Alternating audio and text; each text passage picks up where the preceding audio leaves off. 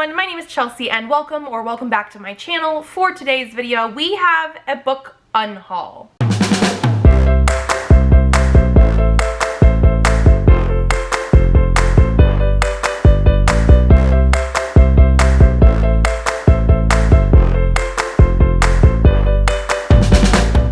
So I have mentioned this many times. I'm pretty sure some of you are getting tired of the fact that I mention I'm moving. The books are gone, except for the books that we do need to unhaul. I have a library of over 1,000 books. I don't 100% know if it's over 1,500 yet. Didn't count them, but I had to pack them up to move. I recently posted a packing video because yeah, we are leaving in less than 2 weeks now. But I knew I wasn't going to be bringing all of those books with me, and so I do have some here, some that I have read, some that I have not, that I'm unhauling today. Normally when I unhaul, I try to post the books like on Depop and try and sell them that way. I do not think I'm gonna have enough time for that. So I will probably be going to like my local used bookstore and seeing if I can unload any that way to get a little bit of cash, because I guess I don't really need store credit there anymore for a store that is only in Arizona. But besides that, anything else will probably be donated.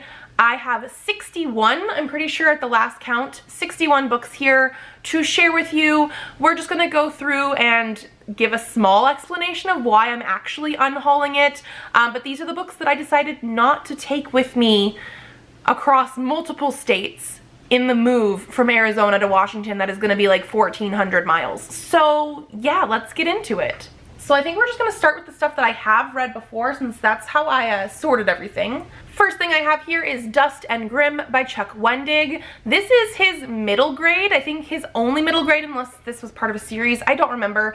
I gave it like 2 stars. I did not personally like the characterization or how everything came together, which is very surprising to me because of the fact that I have read adult stuff by this author and absolutely loved it. 5 out of 5 stars.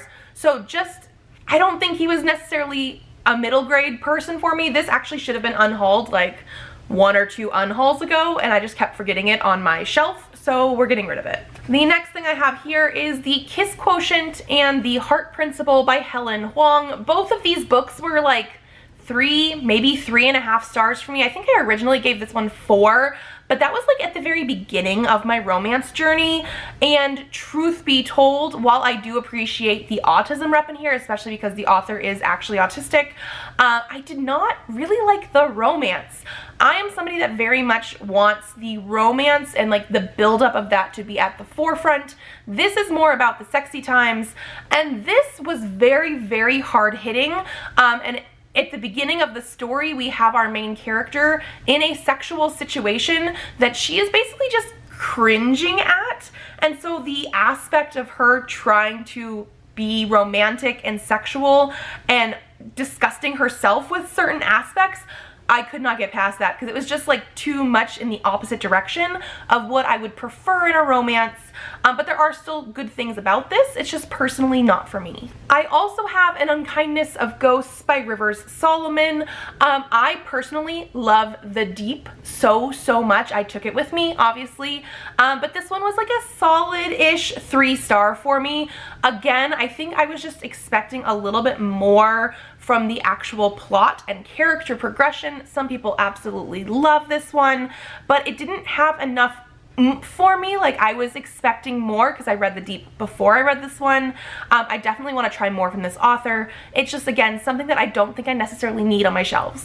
I also have The Death of Honor by Lyra Thorson. This is an indie author that is an Arizona native. I have other books that I definitely want to try out by this author that are more YA. This is an adult sci-fi, which I read last year.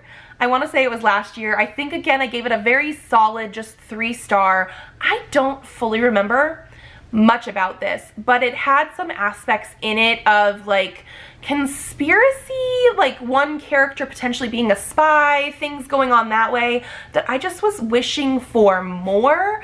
This is the first book in a series, but after having read it last year sometime, I just don't think I'm going to continue. I also have the Ex Hex by Erin Sterling, another pretty solid, I want to say 3, maybe 3.5 stars.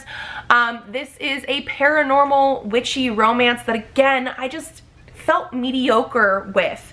I think I was, again, just really hoping for something more to this one. It was not bad necessarily, but the romance was not necessarily the forefront of this story either, and so it's been on my shelves for a while. I read it again, I think last year sometime, and it's just one of those things where I don't know if I'm going to continue in this series. I don't think I'm ever going to reread it again, so yeah. I also have Rosaline Palmer Takes the Cake by Alexis Hall. This is something that I read last year for my Patreon book club.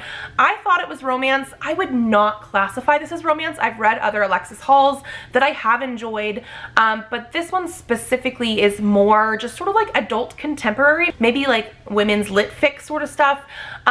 It wasn't bad, but if you're going in expecting a romance, the romance is not like part of the main story. It is a blip in the whole baking competition sort of thing. And so there were things that I really did like about it, but my expectations were very much not what it should have been for this book, and because of that, I do want to read more by this author, but I don't think I'm ever going to reread this one again. The next one I have here is Less by Andrew Sean Greer. I will say this is probably the highest rated book that I'm getting rid of today.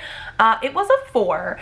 The thing is, this is very much literary fiction. I read this for a project that I did a couple years ago now, 2 to 3 years ago, where I was reading books by authors that share a name with me, and this one had Greer, which was my maiden name, and it's very much written in a way that I do not personally like, because it is very lit fic. It's not something that was easy for me to read. However, by the time I finished the book, I did like the characters, and I liked a little bit more of like the actual storytelling and that kind of thing. I just don't think I'm ever going to be able to read this again. It's just not actually my type of story, but I still did enjoy myself. Like, I'm sure people are going to love this one, but I just don't need it on my shelves. The next one I have here is The Rehearsals by Annette Christie. This is another Arizona native author, and I gave this another 3 stars because this was billed as a romance. I would not call this a romance. This is a sort of like time travel sci-fi-ish, like will they, won't they sort of thing, because the characters are supposed to be getting married and something happens to send them into this sort of like time travel loop thing where they have to figure out what they're gonna do about it. But ultimately, again, I don't think it is romance. The way that the story comes together, the way the relationships come together, I was hating a lot of those aspects because I went in expecting romance, with romance tropes, with romance endings and things like that, and it's very much more messy. And then even because it is sci-fi-ish, it's more like real life messy, you know what I mean? And so again, not necessarily bad. My expectations were 100% wrong, and because of that, I don't think I would ever read this again. Another one I have here is The Blonde Identity by Allie Carter. I want to say I gave this one 3.5 stars. I don't think it was a very solid 4. If I gave it a 4, it was a low 4. It's a shorter one. This is the author of the Gallagher Girls series, which was a YA series that was coming out like when I was in high school that I absolutely loved. And this is sort of like the adult version of that because we do have spies and things like that. But our main character is presumably a spy. Like, she thinks she is. She has amnesia. She thinks she's a spy, but it turns out her twin sister is the spy, and she gets into all sort of shenanigans because people also think she is her twin sister spy thing. It's supposed to also be romance, and again, the romance was not romancing enough for me. I was just really wanting more. It is a little bit cheesy, like it's not necessarily a bad thing, but from my expectations, from what I wanted, it didn't quite live up there for me. I don't know if I would continue in this series if it is supposed to be a series, because it ends sort of on a cliffhanger. We do finish this book out. It was fine. I just wanted more. Then we also have An Enchantment of Ravens by Margaret Rogerson. I really love Sorcery of Thorns. I kept that one and Mysteries of Thorn Manor. But this one specifically, the writing style is not my thing. I think the only reason I really fully got through this is because I did listen to it on audiobook. I appreciated some stuff about this, but again, I think I gave it 3, maybe a low 4 stars. I just really wanted more from the actual Fae aspect and the romance aspect. The writing was very lyrical because our main character is an artist. And again, lyrical writing, that kind of stuff is not my favorite. It worked here, but overall, this type of story compared to Sorcery of Thorns, not my thing as much. And so again, I don't need it on my shelves. The next one I have here is One Way or Another by Kara McDowell. This is another Arizona native author. This is a YA Christmassy story about like a girl trying to figure out like what she should do for the holidays, and her path branches into 2 different like conclusions to this story. Again, thought this was a very, very fun concept. It was pretty well executed. It was just not something that I think I'm needing to reread ever, but I did like it while I read it. It was a very quick, fun, sort of sci-fi-ish take on this sort of multiple realities sort of thing. So again, fun, don't need it on my shelves. I then also have Clown in the Cornfield by Adam Cesare. This one I gave 3 stars. I've had it on my shelves for a while. One of the things that I try to do, and this obviously doesn't count TBR books, but I try to only keep books that I rate over 3 stars. So yes, occasionally I'll have like some 3.5s or some 4s that are sort of low, but like ultimately I still really enjoyed. Like 4s and 5s are like top tier. That's the kind of stuff I want to display on these shelves. And I knew there was going to be a sequel for this one, and like I sort of liked it, but at the same time, like, it's a 3-star that has been on my shelves for a while. I should have unhauled it earlier. And it's mostly just because it is a very typical hack and slash killer clown type of thing. And I think because of that, I would have preferred it in more of like a movie format. I really wished for a little bit more from the characters specifically. There was some stuff that was really, really good, but I wanted more. It was a 3-star.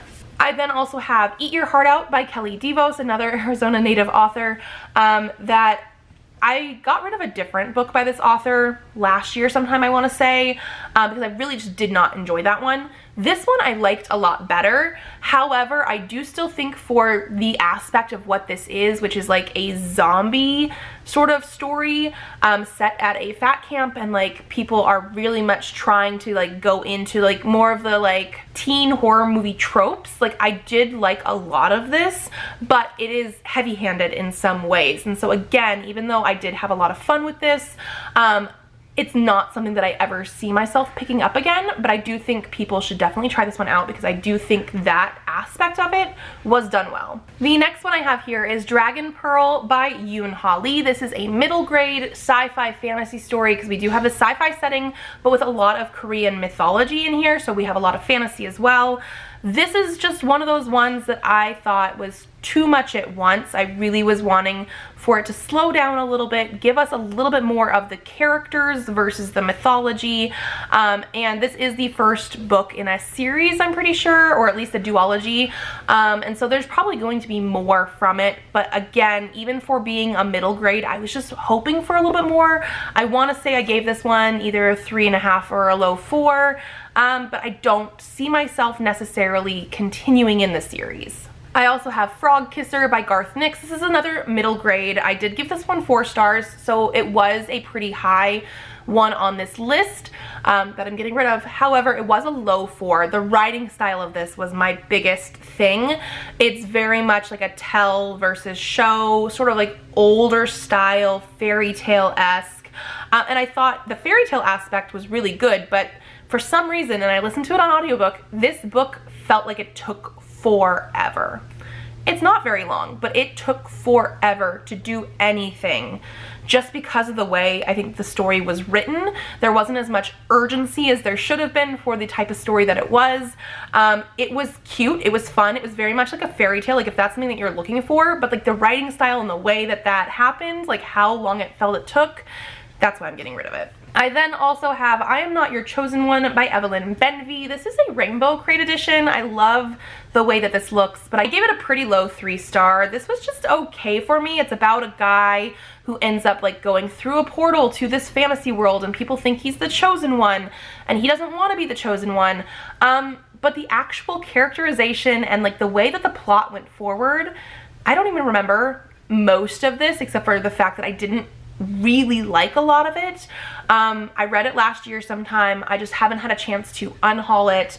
Like, I really wanted to like this one. I thought it sounded amazing, but the characters were very flat and I just didn't care. The next one I have here is The Gentleman's Guide to Vice and Virtue by Mackenzie Lee. So actually this is the highest book that I'm unhauling.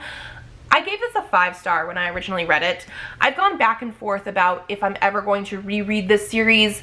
We've had that whole controversy with Mackenzie Lee a few years ago during the pandemic when she was working at a bookstore and customers were asking her to sign her name and put doodles in other people's books, not just authors of color, although that was the people that complained the most, because like I would completely understand you don't want people to deface your book, even if it was a customer asking for it. Like, I do think mostly that controversy was like a misguided sense of what was right and wrong for Mackenzie Lee personally. Like, I don't think it was malicious, but I also had heard some stuff about newer books that she was thinking of publishing that have not come out because they got pulled. And so I'm just at that point where I'm like, I really liked this one, but it's the only book I've ever read from this author, and I just don't know if I see myself really going into it more, because this is LGBTQ, which is great, historical fiction, which is not my favorite, with some fantasy, which I actually did like in this one. And so it's just one of those things where I'm like going back and forth, because I really did love this one. I just don't know if I'm ever going to read anything else by this author. So I think I'm getting rid of it. This is the one that I might pull back off the shelf. We'll see. I then also have a couple R.L. Steins here. I have The Dead Lifeguard and Silent Night. These are both Fear Street super chillers. I personally loved Goosebumps back in the day. I remember reading a lot of Fear Street stuff back in the day as well, like going into junior high and high school, that kind of thing. I read these last year. I don't know if I've ever read these ones personally. I didn't remember the story, but they both ended up dealing with very unlikable characters and mental health in a way that was not well done. Like, very 90s looking at mental health. Like, it was just not something that I think was executed well, and not something because of that I want to keep on my shelves. So yeah. We also have a couple comic and graphic novel things here. This one is Exorsisters Volume 1, Damned If You Don't by Ian Boothby. This one I read a few years ago. I actually gave it, I think, a solid 4-star rating. It's about these two twin sisters that are dealing with like demons and exorcisms and things like that. I read Volume 2 last year. I think I borrowed it from the library or whatever it was. I hated that one. It was just not good, and there's nothing else in this series. So I was like, you know what? I really did like this one from what I remember of it, but I didn't like the sequel at all, the conclusion to the whole story. So I don't need it on my shelves. I also have the Hexed Omnibus by Michael Allen Nelson. This is a big chunker that I read last year, dealing with Lucy, who, again, it's sort of paranormal. She goes in, fights demons. Her soul is in contract to this like entity. I liked a lot of this, but there were also some aspects that I didn't. I think I gave this whole omnibus edition a 4-star. I want to say, I don't even remember a ton of it. It says it's for people that like Buffy and Wonder Woman, and I do think the Buffy aspect comes in here a little bit. But again, I don't think I'm ever going to reread it. Like, I did like what I read. I gave it a 4, a very solid 4. But it's a big chunky graphic novel comic bind up thing. I don't think I need it. Then I have one series of manga that I'm getting rid of as well. It is almost the entire series. It's called Kiss Him Not Me by Junko. This is volume 1 through 12. I believe there's 13 volumes. I actually have read all of these.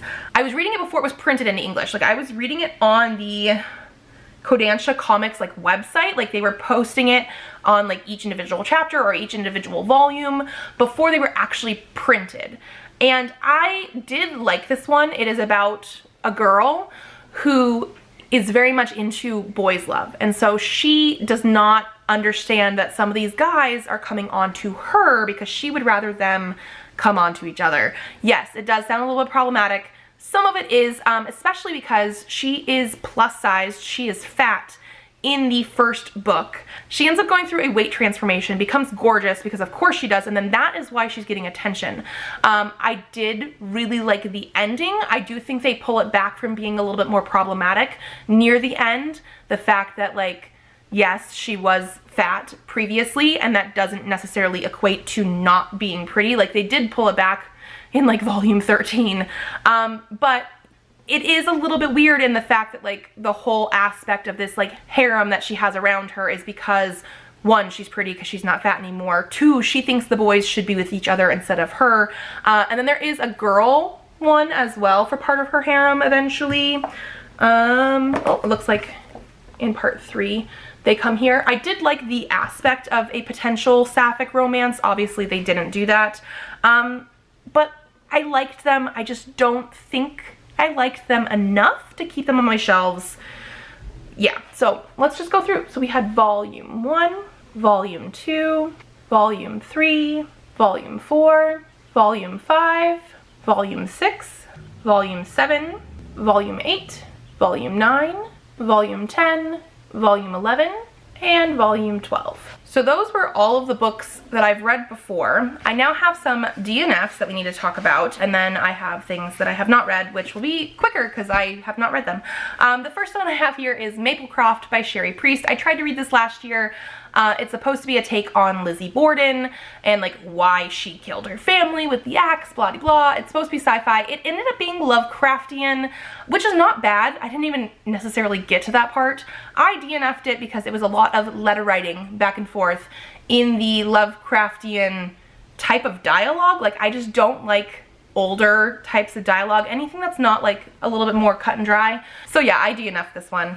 I also have The Thousandth Floor by Catherine McGee. I recently DNF'd this. This is purely, it's not for me. I read American Royals by Catherine McGee, really loved it a couple years ago, but this one is very much like, it feels like Gossip Girl in a sci-fi dystopian setting. I have not read Gossip Girl or watched Gossip Girl. I don't know it, but it's like rich girls, and I didn't give a shit. So I DNF'd. I also have The Name Bearer by Natalia Hernandez. This is another Rainbow Crate one that just did not do it for me. I DNF'd this one. I really didn't connect to any of the characters. The setting, the writing style was my biggest thing too. It was very descriptive, overly descriptive, and I just like could not get into it. This was one of those ones that I put down multiple times and just never wanted to pick back up. It put me into a reading slump, and I was like, you know what? I'm gonna DNF. And then my most recent DNF is After the Forest by Kel Woods. This was another Patreon book club pick, because The Name Bearer was too. We're just getting some good ones, guys. This is a very, very thick one. It was an Illumicrate edition. I think it's a very gorgeous, gorgeous edition. I like the fact that it looks like a book underneath, but this is, again, I think purely something not for me. It's supposed to be a fairy tale retelling. Hansel and Gretel, after the events of Hansel and Gretel, they're in this, you know, town. Gretel has the book that the witch had. There's a little bit of magic, a little bit of fantasy. I think there's wolf shifters and things like that too. I got over halfway into this one, but it is so slow. Nothing is happening. Like, I was bored. The only reason I got halfway through, one, it was my Patreon book club, and I was like, maybe I should try this because I've already DNF'd one, but also I was listening to it on audiobook. The thing is, it was taking me so long to read on audio that my hold expired in the middle of it, which is fine, but it would take me weeks to re-get the hold, and I just know I'm not going to read this physically. I've been really struggling with physical books. Like, I really, really wanted to read this one. I really wanted to love this one, but it is so not my thing. Well, and not only is it like fairy tale retelling, it's like historical fiction too. Like, they're talking about a war between Sweden and some other people, and like, it is just like not my thing. Not my thing. So, DNF. Okay, and then like I said, let's get into the things that I have not read. I have School Live, Volume 1 by Satoru Chiba and Norimitsu Kaiho. This is the Loot Crate edition. Does anybody remember Loot Crate? I watched the anime of this, really enjoyed it. And so this is something that I might pick up eventually, but at the same time, do I need only one volume of like a special edition of it? Probably not. I don't know when I would ever pick this up because I've already watched the anime. That doesn't necessarily preclude me not reading the book, but at the same time, I've never picked it up. So I have some indie books here. I do always feel bad about these, but I literally bought these like 5 years ago when I was pregnant with Presley. I have the Carver, the Hummingbird, and the Unseen. I don't know if that's the right order or not. By Jacob Devlin. These are supposed to be fairy tale retelling type of things, a little bit grittier. I've never picked it up. I have been curious, but it looks like the main character is like 15 years old, and I just don't know if I'm super into that. There's like some sort of war and stuff eventually. It's been on my potential unhaul pile for a couple years now, and I bought it over 5 years ago, so. I then also have The Octunnumi by Trevor Allen Forrest. This is another one that the hype definitely got to me. I saw BookTube people getting this and it looked cool. I love the edges. Like, it just sounds amazing, but like, this is a prologue to whatever the story is. Like, it's huge. Huge. I think the hype just sounded really, really good, and so that's why I got it. I got it from the hype, and then I never picked it up. I never heard anything else about it, ever. Has anybody actually read this? Probably not. I've never heard about it ever again. And so it's just been one of those things that, again, I've considered unhauling and I just haven't, and now we're at that point where I probably need to do it because we're moving. So yeah. A couple more things that I have talked about a little bit before about unhauling. We have Loki, Where Mischief Lies by Mackenzie Lee. Again, this is just something that I have been potentially gonna unhaul, and I think I'm just finally gonna do it because we're moving. This is a YA Loki story. I do believe Loki is supposed to maybe be non-binary in here. Again, I don't know any reviews, if it's good, if it's not, we're just gonna get rid of it.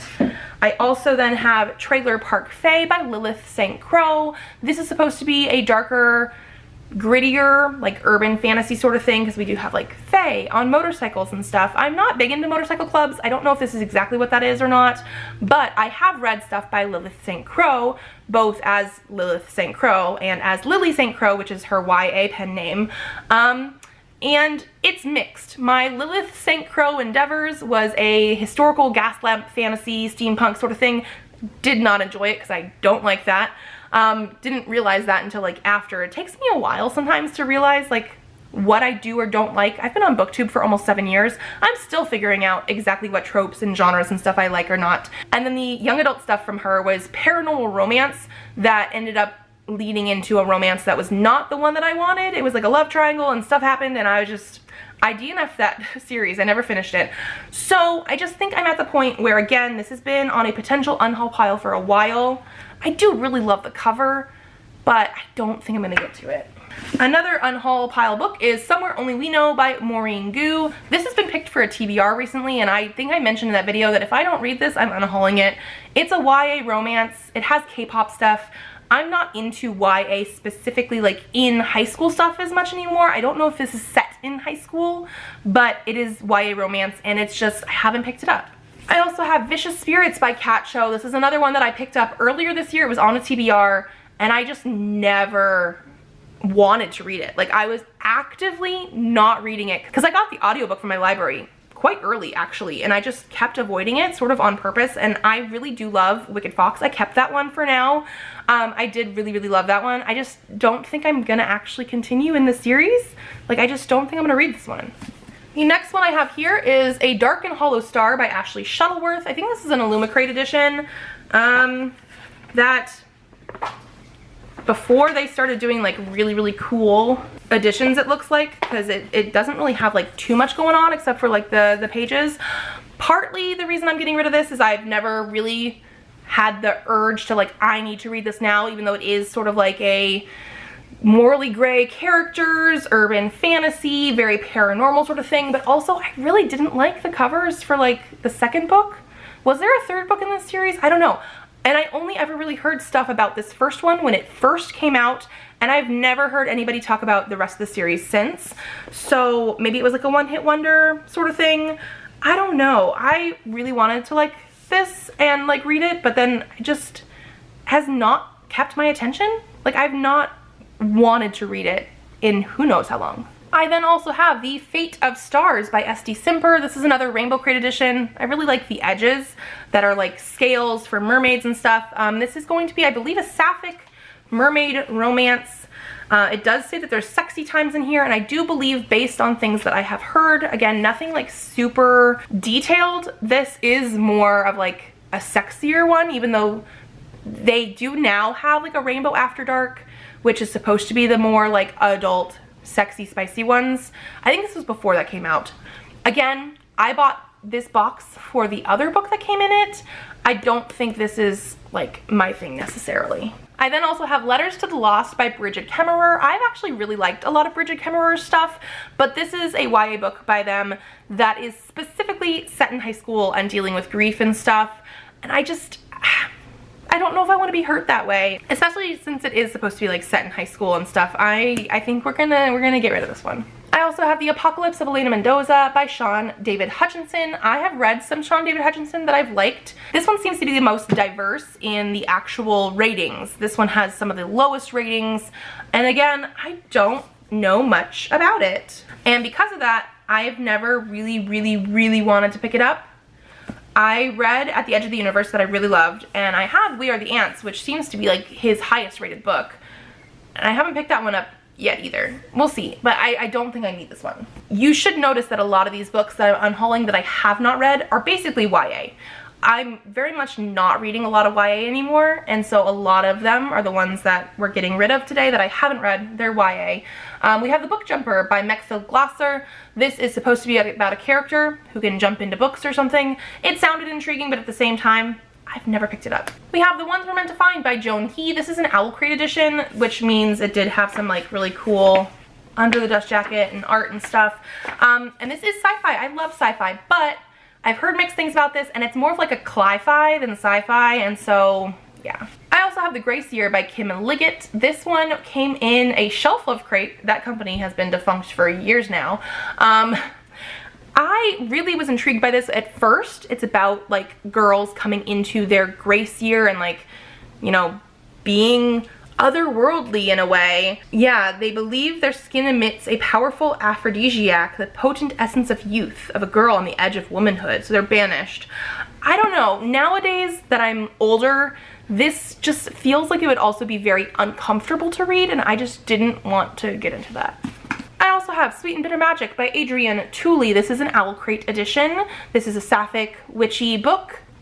Again, something about it got my attention when it first came out, but I don't think I'm gonna read it.